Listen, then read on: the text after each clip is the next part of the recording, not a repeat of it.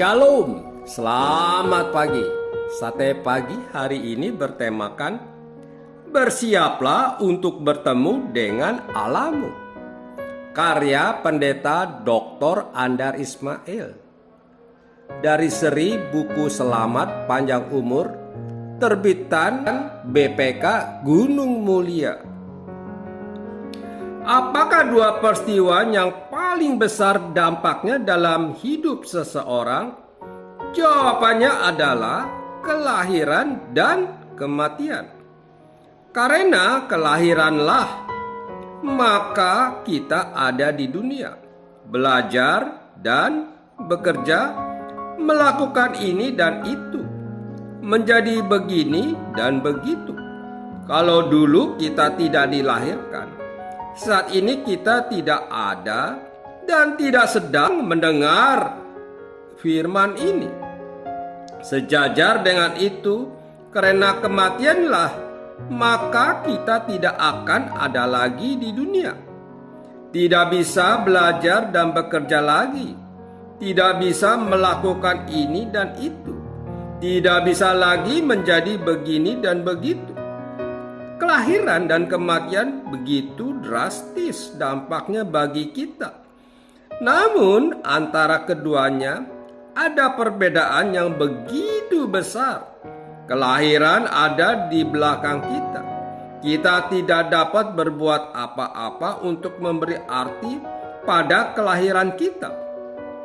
Padahal kematian masih ada di depan kita.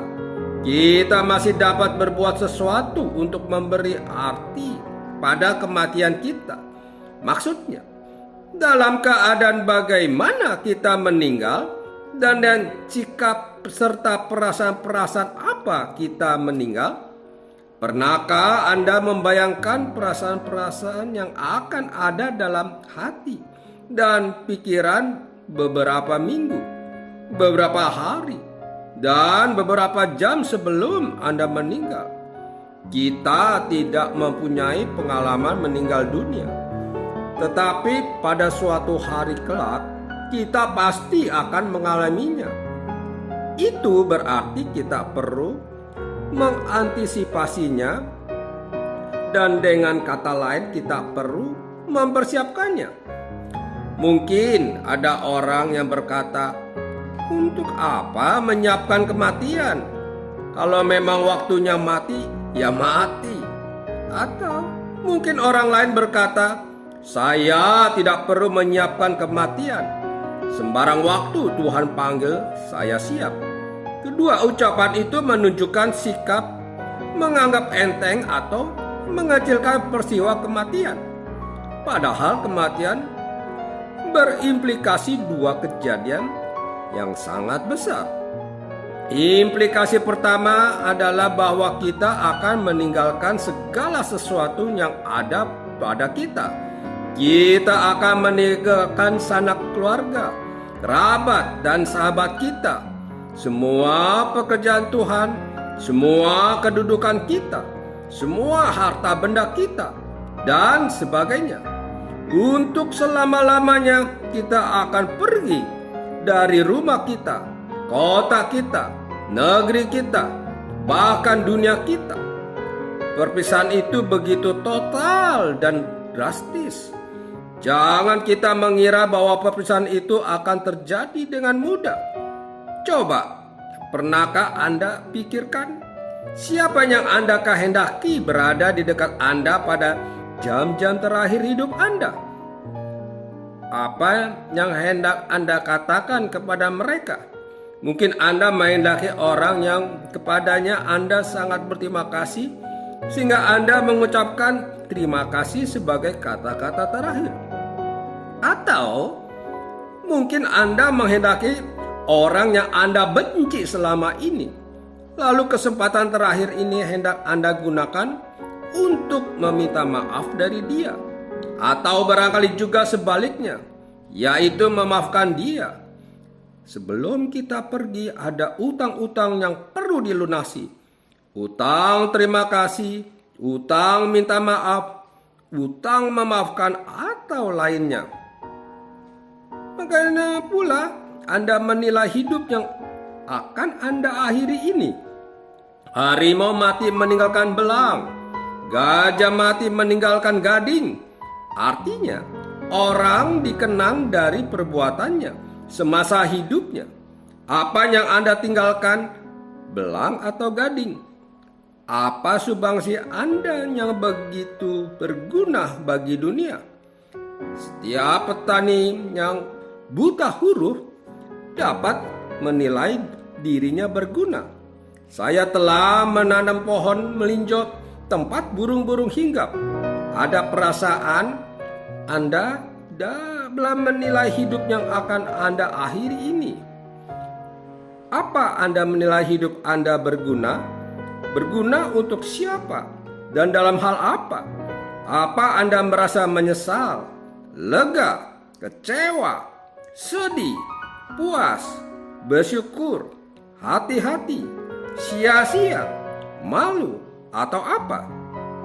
Perhatikan sikap Paulus dari dalam penjara ketika ia mendekati ajalnya.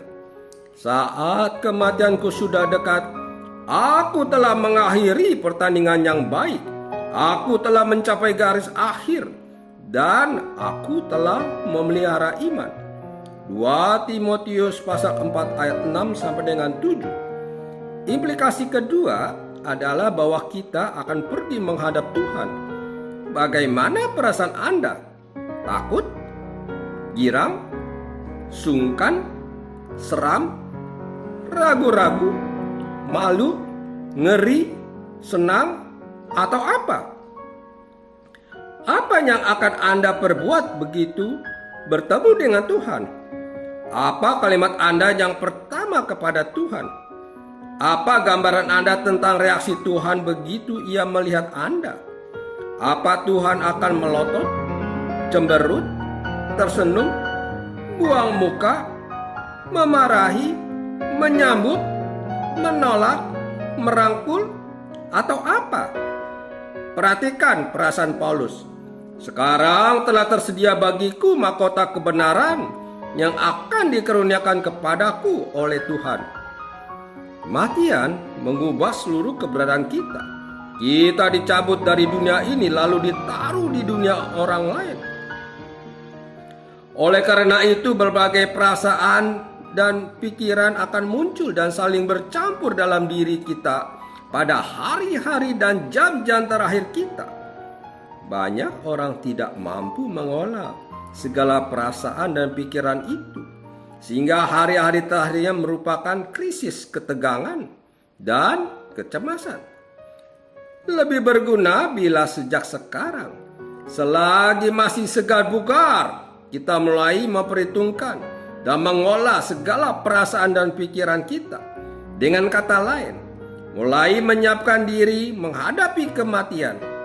Namun, jangan salah mengerti. Menyiapkan diri menghadapi kematian bukanlah mengurung diri dan menangis atau berdoa berjam-jam lamanya, bersedih dan bermuram durja. Menyiapkan diri menghadapi kematian bukan pula berarti hidup mumpung lalu menghabiskan waktu untuk memuaskan diri dengan kesenangan. Menyiapkan diri menghadapi kematian adalah memberi isi kepada hidup yang sedang kita jalani, supaya kelak pada waktu hidup berakhir, hidup kita mempunyai arti dan meninggalkan arti. Meninggalkan dunia yang ini dan pergi ke dunia yang lain adalah perpindahan yang menyangkut seantero eksistensi kita. Perpindahan itu perlu disiapkan. Kata Amos, bersiaplah untuk bertemu dengan Allahmu. Amin. Mari kita berdoa. Bapa Surgawi, ajarilah kami menghargai hidup ini sampai Tuhan menjemput kami. Kiranya kasih Tuhan menyertai dalam sepanjang hidup kami. Amin. Mari kita berdoa. Bapa Surgawi, ajarilah kami menghargai hidup ini sampai Tuhan menjemput kami. Kiranya kasih Tuhan menyertai dalam sepanjang kehidupan kami. Amin.